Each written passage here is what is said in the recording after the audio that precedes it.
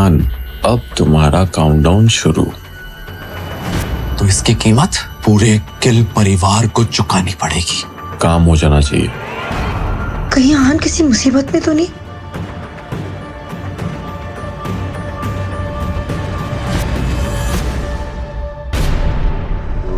आहान, तुम हर बात बर्बाद क्यों कर देते हो?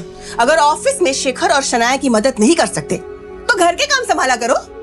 ऑफिस में जाकर पापा जी से जबान लड़ाने की क्या जरूरत थी? शनाया भी इस बारे में सोचकर कंफ्यूज हो गई थी कि ऑफिस में आनंद गिल के साथ जो कुछ भी हुआ था उसके बारे में शनाया की मॉम को कैसे पता चल गया। हुआ क्या है? अभी 10 मिनट पहले ऑफिस से मैनेजर का कॉल आया था। कह रहा था शनाया को इनाम के तौर पर मिली 6 मंजिली बिल्डिंग और ऑफिस में उसकी पोजीशन को खारिज कर दिया गया है। ऐसी बात नहीं थी कि आहान और शनाया ने इस बात की उम्मीद नहीं की थी। तुम्हें पता है ना आहान, स्प्रिंग कॉर्पोरेशन की डील के लिए शनाया ने कितनी मेहनत की थी? तुम्हारे वजह से वो अपना सब कुछ गवा चुकी है। चलो एक बात के लिए वो ठीक है, लेकिन तुम्हें पापा जी से बहस करने की क्या जरूरत थी? तुम्हें पता है ना, पापा जी इस परिवार के बड़े हैं। उनसे बदतमीजी करने की और जबान लड़ाने की जरूरत क्या थी?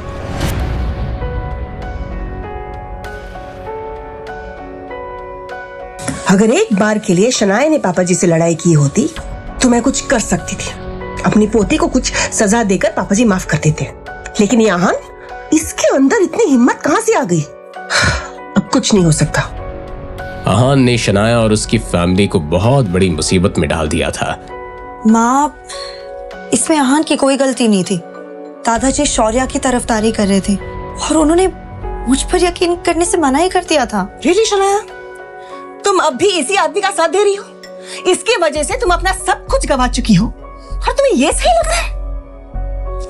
You know, तुम दोनों ने अपनी सफाई देते वक्त अगर थोड़ी तमीज से बात कर ली होती ना तो पापा जी इतना बड़ा कदम नहीं उठाते। बल्कि मैं कहती हूँ इस आहान को अपना मुंह खोलने की जरूरत क्या थी? अपनी मॉम की ये बात सुनकर शनाया भी थोड़ी परेशान हो गई। उसने अपने आप से ही कहा, भले ही आहान की कोई गलती नहीं है, मगर इस बात का अंजाम बहुत बुरा हो रहा है। हर्ष, मेहरा और विकी के साथ मेरा नाम जोड़कर कई सारी अफवाहें उड़ेंगी और बातें भी होंगी। आज का दिन कमाल था। विक्की भाई से बात करके मैं तो घबरा ही गया था कि आखिर मेरा क्या हुआ, मगर थैंक्स टू शगुन, उसकी बेवकूफी और मेरे प्रेजेंस ऑफ माइंड ने सब कुछ वैसा कर दिया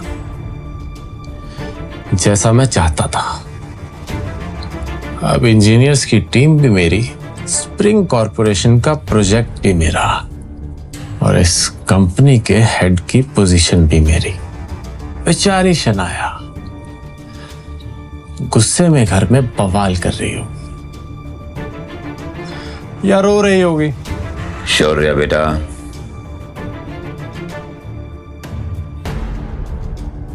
हमें स्प्रिंग कॉर्पोरेशन जाना है। हमारे प्रोजेक्ट की आज पहली मीटिंग है। ये सुनते ही शौर्य के चेहरे पर छाई हुई खुशी कहीं गायब हो गई। मुझे ये प्रोजेक्ट किसी भी हालत में चाहिए। तू मुझे कीमत का रौब दिखा रहा है? पिछली बार जो कुछ भी हुआ था उसके बाद शौर्य को उस बेइज्जती के सपने भी आते थे। क्या वहां जाना जरूरी है क्या? प्रकाश चाचू को भेज देते हैं, और वैसे भी अब इस प्रोजेक्ट में डिस्कस करने लायक बचा ही क्या है। तुम इस प्रोजेक्ट के हेड हो और प्रकाश या कोई और वहां जाएगा तो क्या कर लेगा? और वैसे भी हर्ष मेहरा अब हमारा कुछ नहीं बिगाड़ सकता। हमारे पास लीगल कॉन्ट्रैक्ट है जिसे कि उसने खुद साइन किया है। ठीक है पापा, चलिए। शौर्य ये सोचकर मान गया था कि दिल्ली से रायजादा परिवार से दोस्ती करने का ये एक लौता मौका था, मगर रायजादा खानदान के असली वारिस से तो शौर्य के अलग ही मसले थे। भले ही हान की कोई गलती नहीं थी, मगर इस सब का अंजाम बहुत बुरा हो रहा था। अब भी वक्त है, हालात की नजाकत को समझो और जाकर पापा जी से माफी मांगो। जो कोई भी सजा देंगे उसे चुपचाप मान लो। शेखर अभी हॉस्पिटल में है, शनाया अपना जॉब खो चुकी है। ऐसे में ये घर कैसे चलेगा? मैं नहीं जानती। अभी के अभी जाओ और पापा जी के सामने अपने घुटने टेक दो। मिसेस यामिनी गिल के पॉइंट ऑफ व्यू से यही एक रास्ता था कि जिससे चीजें कुछ ठीक हो सकती थी, मगर अगले ही पल जब आहान ने अपना मुंह खोला तो मिसेस यामिनी गिल के साथ साथ शनाया भी तंग रह गई। मैं आनंद गिल से माफी नहीं मांगूंगा। उन्हें तो शनाया से माफी मांगनी चाहिए। आहान की आखिरी शब्द सुनकर मिसेस यामिनी गिल की बोलती ही बंद हो गई। व्हाट? तुम्हारा दिमाग ठीक है?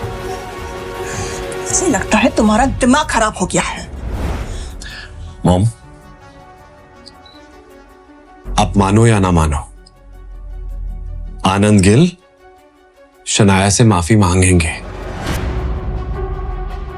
उन्हें माफी मांगनी पड़ेगी। ये कहकर आहान अपने कमरे की तरफ जाने लगा। आहान, आहान तुम कहना क्या चाहते हो? आहान साफ साफ बताओ।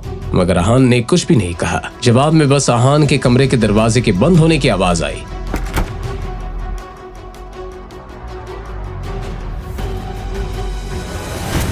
जब शौर्य और नीरज गिल बिल्डिंग के अंदर आए, वो दोनों थोड़ा नर्वस थे, मगर दोनों बाप बेटे इस तरह दिखावा कर रहे थे मानो पिछली बार जिल्लत कभी हुई नहीं थी। नीरज गिल ने शौर्य से कहा, बेटा, हो सकता है कोई प्रेजेंटेशन मिल रहा हो और हो सकता है कि हमें हर्ष मेहरा को मिलने की नौबत ही ना आए। अपने पापा की ये बात सुनकर शौर्य को कंफर्टेबल फील हुआ। Hello hello sir, mister Harsh Mehra, please. This way sir. और वो कॉन्फिडेंस के साथ अंदर गया। Mister Harsh Mehra, good afternoon. Please sit. उन दो शक्लों को देखकर हर्ष मेहरा ने बेरुखे अंदाज में दोनों से सवाल करते हुए कहा, आप दोनों यहाँ क्या कर रहे हो? मिस्टर मेहरा, वो कुछ दिनों पहले आपने गिल कंस्ट्रक्शन के साथ में वो कॉन्ट्रैक्ट साइन किया था ना, स्प्रिंग कंस्ट्रक्शन वाला, तो जब मैंने कॉन्ट्रैक्ट साइन किया था तुम वहां थे? हर्ष मेहरा के इस बात से कोई फर्क नहीं पड़ रहा था कि नीरज गिल कौन था और उम्र में उससे कितना बड़ा था। वेल, हम दोनों तो नहीं थे उस समय में, मगर उससे क्या फर्क पड़ता है? कंपनी ने ये प्रोजेक्ट हमें सौंपा है तो आप हमारे पास बेफिक्री के साथ काम कर सकते हैं। ये सुनकर हर्ष मेहरा ने इस तरह रिएक्ट किया मानो कुछ सोच रहा हो। मुझे फर्क पड़ता है। जिसके साथ मैंने कॉन्ट्रैक्ट साइन किया है मैं उसी से मिलना चाहूंगा।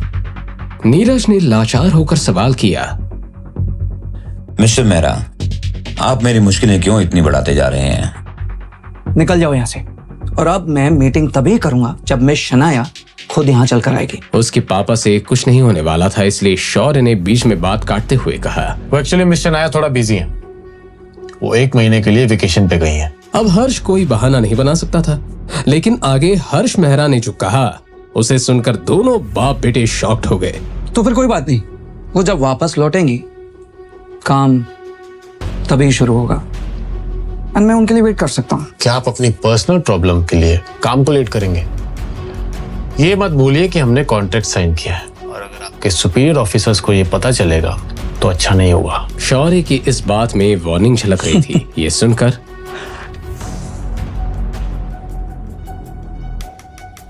तुम मुझे धमकाने की कोशिश कर रहे हो? मिस्टर मेहरा, हम आपको धमकी देने की कैसे कोशिश कर सकते हैं? बात तो यहीं खत्म हो गई थी। हर्ष मेहरा ने वापस से अपनी फाइल पकड़ी और बाप बेटे की इस जोड़ी को जानबूझकर नजरअंदाज करते हुए कहा, तो अगर ऐसी बात है तो निकल जाओ और अगली बार मैं शनाया के बगैर वापस मत आना। लीव। शौर्य और नीरज एक बार फिर से इस कंपनी में बेइज्जत हो चुके थे।